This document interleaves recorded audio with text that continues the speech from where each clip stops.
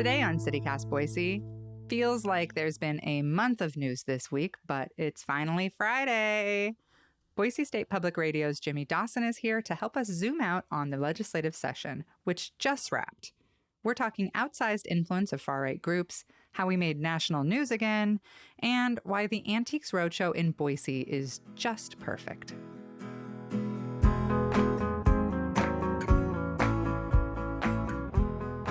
It's Friday, April 7th. I'm Emma Arnold, and this is what Boise's talking about.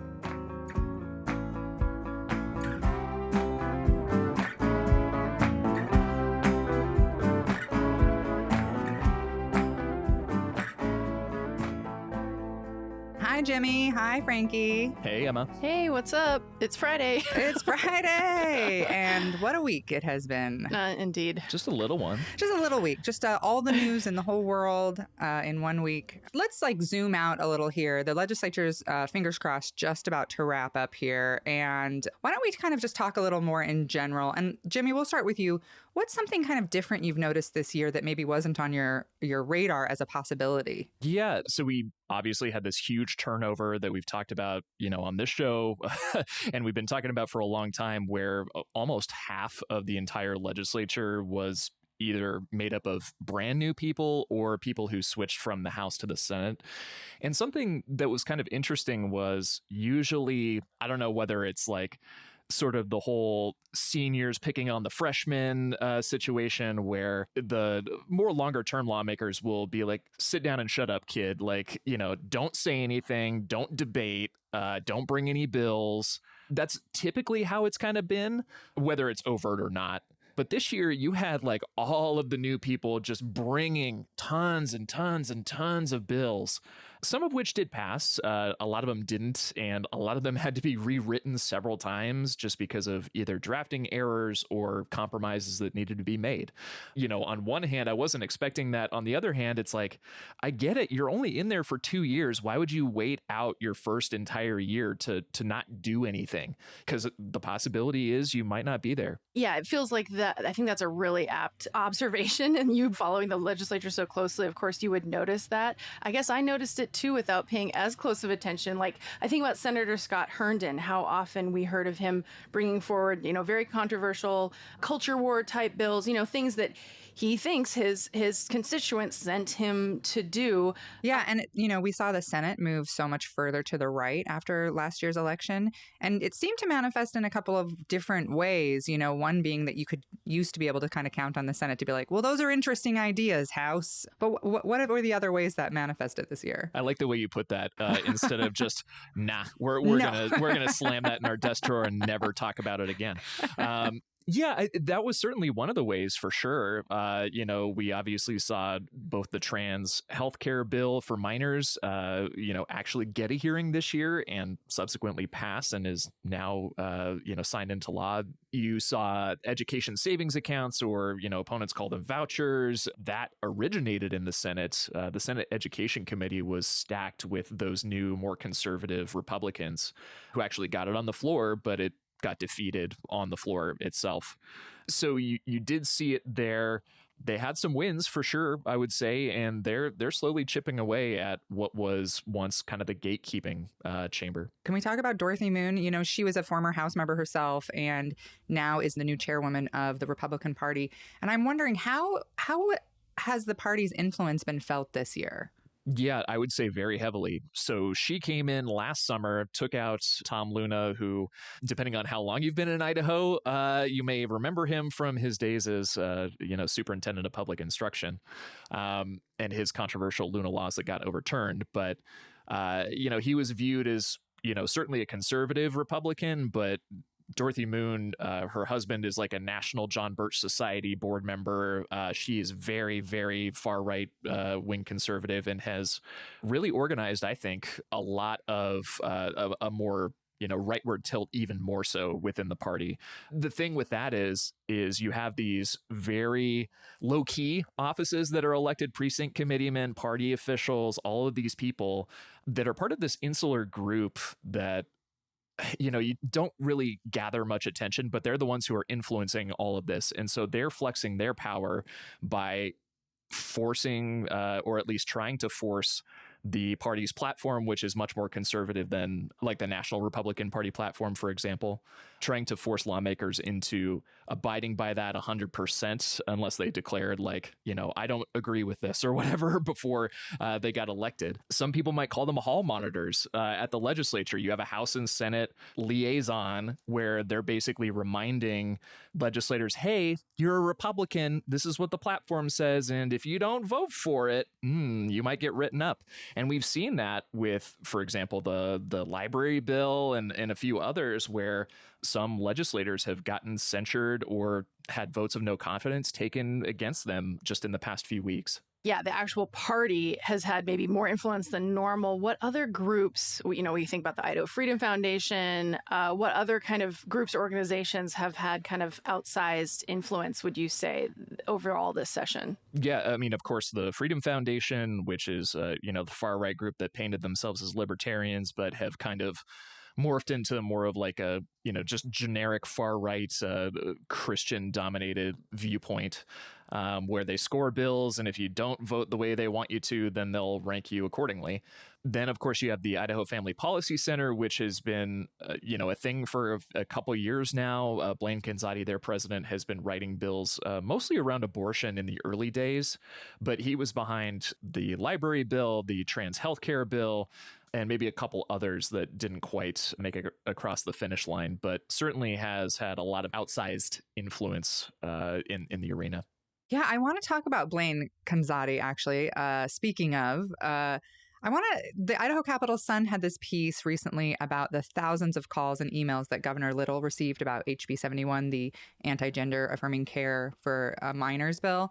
And in this article, Blaine Kanzati kind of brags that the Idaho Family Policy Center did a nearly, and I'm quoting here, nearly $5,000 robocall with an automatic patch through to the governor's phone lines, which I thought was really interesting. First of all, that he would just kind of come out and say that and brag about it. But I knew a lot of people who were very against that bill who were not able to get through to talk to the governor and called, 5-6 times, tried over the course of an hour to call and never got through and ended up emailing. So I thought that was really interesting that he just kind of straight out came out and said, yeah, we patched through straight to the governor's office with this robocall. Speaking of outsized influence. Exactly. And that's the thing is, like, you're right. Usually these sorts of organizations or people who are very involved behind the scenes in whether it's writing legislation or just like convincing people to vote how they want them to, they usually aren't upfront and out about it. So that's certainly something that we aren't used to seeing, especially in Idaho. People usually want to stay behind the scenes instead of bragging like, hey, this is what we did and this was our influence. It was our bill and we got it signed into law. Well, and of course, it also brings up, like, how much is the governor listening, weighing a decision of whether or not to veto a bill based on how many calls or emails he's getting. And then also, are some of those emails and calls coming from people out of state? I think it could be hard to suss out exactly how many are actually coming from Idahoans who are concerned about something, which brings up so many questions about influence and just like where our state is headed at this stage with this like really strong influence from the Idaho Family Policy Center, which explicitly, I'm going to use the word Christian nationalist group. And what I mean by that is they literally want to form our laws around a very specific version of Christianity, I should say as well, a very conservative view of it. And like, what does that mean for Idaho going forward? Well, the ACLU has already said that it's going to sue to block the trans health ban. Jimmy, it does feel like we're kind of starting to see this pattern every year where, and correct me if I'm wrong, but what it's felt like is you see a bunch of culture war bills everyone knows are legally indefensible. They get passed and signed by the governor, and it's just to appease Dorothy Moon, IFF, these people, even though it's sort of widely discussed and widely known that a lot of these are legally indefensible, will cost the state a ton of money. Am I wrong to be seeing a pattern here? No, not necessarily. I did this story a long time ago, but the Constitutional Defense Fund is this like little known bank account that the state has that traditionally was supposed to be used to like quote unquote fight government overreach, right? Back in the 90s, when it was mid 90s, when it was established, that was what was used to fund the lawyer to reach the nuclear settlement agreement with Department of Energy and INL and that stuff. But ever since then, it's pretty much, just been used to pay out legal fees for, let's say, the same-sex marriage ban back in, I think, 2015, several abortion issues, all of this stuff. And Governor Brad Little actually told me earlier this year that he does not want to use that anymore as kind of like the piggy bank for paying out, the slap on the back of the hand, like, oh, nope, you passed that unconstitutional law, now we have to pay for it. He wants to actually get back to the original purpose of it. But yeah, that's what one of the original sponsors of that legislation told me. He's like, basically, they want to use it as a campaigning tool, and they're using taxpayer money to do that. God, I can't believe that story that you did was that long ago. You need to do an updated version of it, Jimmy. For sure. Yeah, because I'd be interested to know what's the dollar amount, like what are we talking here? It's like $3 or $4 million, something in there. Yeah, there's been awesome reporting on this throughout, but it's like this just continues to be a story over the years, and maybe even it feels like it's accelerating a little bit too. Speaking of bills that may have lawsuits against them, we were in the national news again, as I feel like I get to say every week. You're not wrong. But we were in the news for this abortion trafficking bill, which the governor signed, and it prohibits traveling with a minor to another state for an abortion or helping a minor obtain an abortion-inducing drug without consulting one of their parents. So what do we think of this? What do we think? Is a lawsuit inevitable on this one? Planned Parenthood told the Idaho Capital Sun, somewhat recently, but not as recent as this podcast is, saying that they were going to sue. So it's a matter of time, I think, before that. It is an issue where the governor thinks that it's not really encroaching on federal law because the act of concealing, like getting an abortion for a minor without their parents' consent, starts in Idaho. It's not going against any sort of federal interstate travel laws, which is exactly their arena. Congress can make laws on that. You have people like Senate Minority Leader Melissa Wintrow, who's worked with a whole lot of victims of sexual assault, is big into pro-abortion rights, saying that this could have an effect on, young girls who are assaulted by family members and they need an abortion, but they don't feel safe reporting it to police to get a legal abortion here. It could have all kinds of unintended consequences. Whereas Governor Brad Little, when he signed it and sent that transmittal letter, he was like, no, this is, our purview after the states or the U.S. Supreme Court overturned Roe v. Wade last summer. Yeah, I just want to add in that it seems like this session was about, oh boy, it really happened. It being the Supreme Court doing what conservatives have wanted for years, to have Roe fall. And, there were even a couple committee members in different hearings. I don't remember the exact representative or senator who said it, but even admitted, I never thought this would happen. And now they need to basically retroactively, because the trigger bans, actually figure out how is this going to work in reality. We saw that with, their attempts to make sure that doctors feel like they can perform life-saving care in this new landscape. And there's a little bit of, oh boy, okay, I guess we got what we wanted, but now we need to actually to find some middle ground there. And this trafficking bill just feels like it's the next step, the next step. And that's a really interesting point, Frankie, because that kind of played out last week in committee for that bill in particular, because you had the head of one of the anti-abortion rights groups, David Ripley. He was saying, there is a lot of friction within the anti-abortion movement of how far is far enough, how many exceptions do we allow, because you have some hardliners like Representative Heather Scott, for example, who has repeatedly introduced legislation to make any abortion considered a murder in any circumstance. And there are those folks who are not fans of that sort of quote unquote cleanup legislation, adding in like, oh yeah, if you're a mom on chemotherapy and the chemo kills your baby, or like you need to, have an abortion to keep going with your cancer treatment, then that's acceptable. And some people don't like that. Right. Don't expect this to be the last time you're hearing about it. As you said, Jimmy, that question of, even for conservatives, are we going too far? Are we going to see electoral backlash because of this? Yeah, it makes me think you brought up Scott Herndon earlier, and he was really adamant and got some national attention for some of the things he said around the fact that if somebody is raped and gets a baby, that's a blessing. And it's actually a great way to process the rape is to give birth. And as usual, the only thing I have to say about that is I hate it. And it's really been very difficult to watch, very hard to watch. Like, we have 2 hospitals in Idaho right now who say that they're no longer going to be delivering babies. We're already starting to bleed medical care providers, and doctors are worried about it. Patients are worried about it. So they can clarify all they want, but the reality is it's having consequences so fast. Something interesting, that I just got a text message saying that there are stickers all over the ladies' restrooms in the Capitol with a QR code telling you how to get an abortion that were just put up like within the last couple days. Apropos of our conversation. Congrats, whoever did that. Good for you. Keep up the good fight.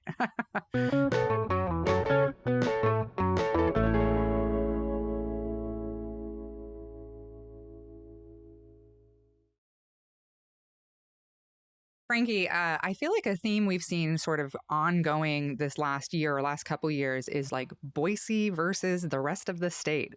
We have this bill we can't stop talking about from House Majority Leader Megan Blanksma. Yes, which I think you said is so anti-sidewalk that a car must have written it or something, which just cracked me up. Basically, this bill, which the governor has signed, so it is law, really is targeting highway districts. Now, what county has a highway district? Ada County. What city does not have ownership of their own streets because the Ada County Highway District runs them? That's Boise.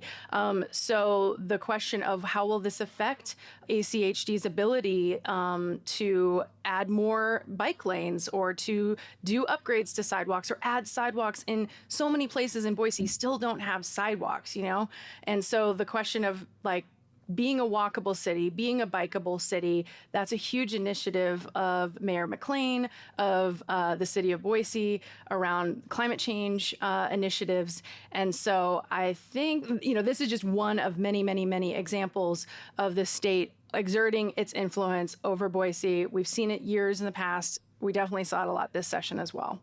Well, let's end on something fun. I don't know if either of you have been watching the Antiques Roadshow that was shot in Boise last year. The first episode aired Monday, and what a roller coaster, you two. I encourage people to watch it. It was so fun. On the first episode, I saw several people I knew. Shout out Stephanie. Pat, loved your vase.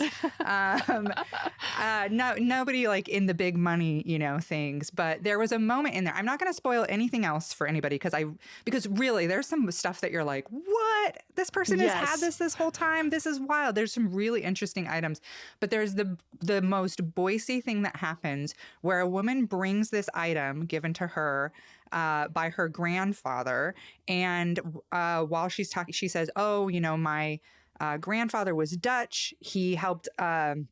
Liberate something, like I don't remember the whole story, but World War II. Yeah. And one of the volunteers is like, "Oh, my grandfather was the general whose life you saved." Yes. And it's so Boise, where you're like, of course we know each other here. Of course we do. And it's the most mind-blowing thing, and the sweetest story of how she has this family story, which sounds like baloney, of how her grandfather saved this famous general. And even when she's saying it, you're like, well, that's not true. That didn't really happen. And then the guys, they're like, that's my grandpa. They talk about this, your grandpa, and how he saved. And it's so great. It's so fascinating. So it's perfect. And I told this story for the newsletter, and I have talked about it on Twitter a little, but my parents were there, and my sweet, adorable parents, I had asked them like, oh, do you think we'll see you? Which, by the way, first episode, no parent sighting, just so people know. Okay.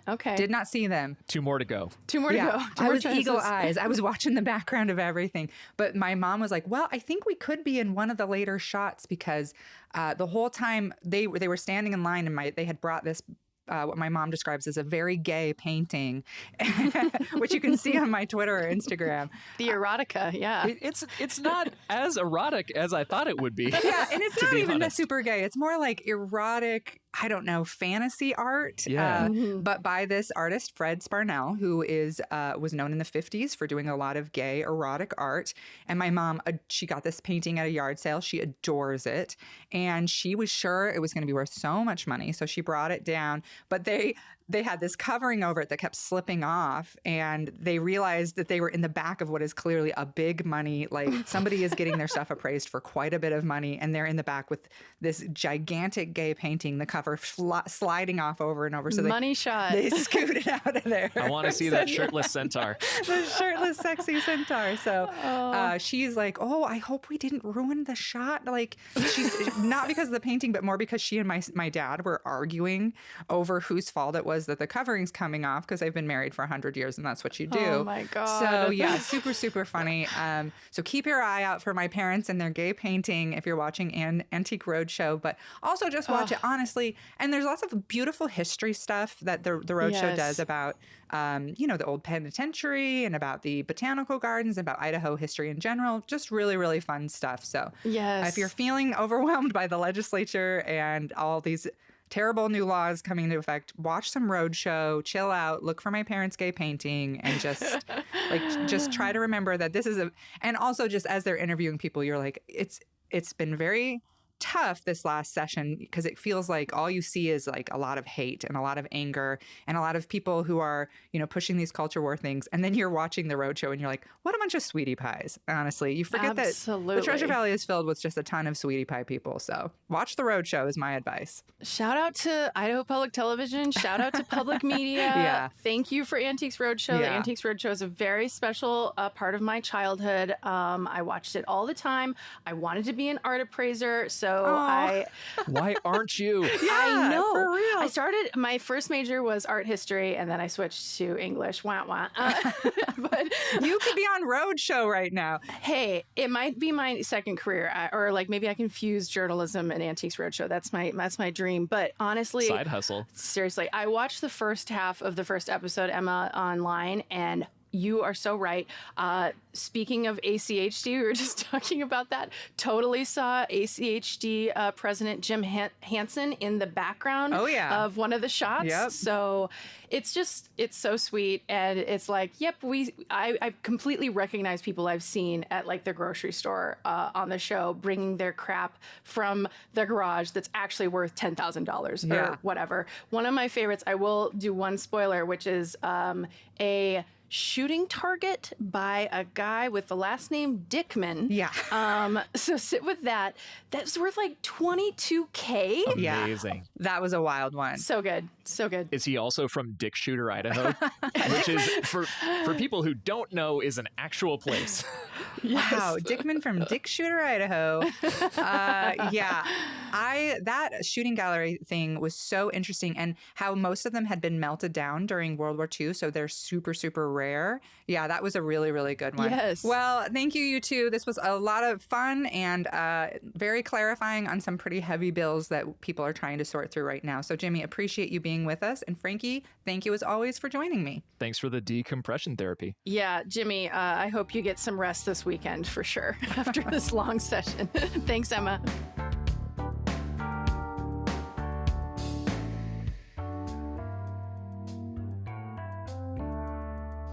That's all for today here on CityCast Boise. The show is produced by Frankie Barnhill, Evelyn Avitia, and me, Emma Arnold. Big thanks to AKL Mootman, who helped us out this week. Blake Hunter writes our Hey Boise newsletter, and our music is by Up Is the Down Is the.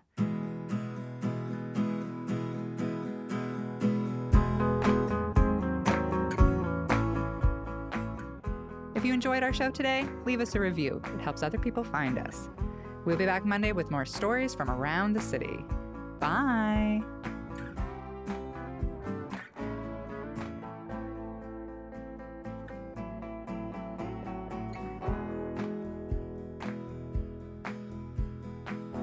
Jimmy, could you double check in your magic world of In your magic world.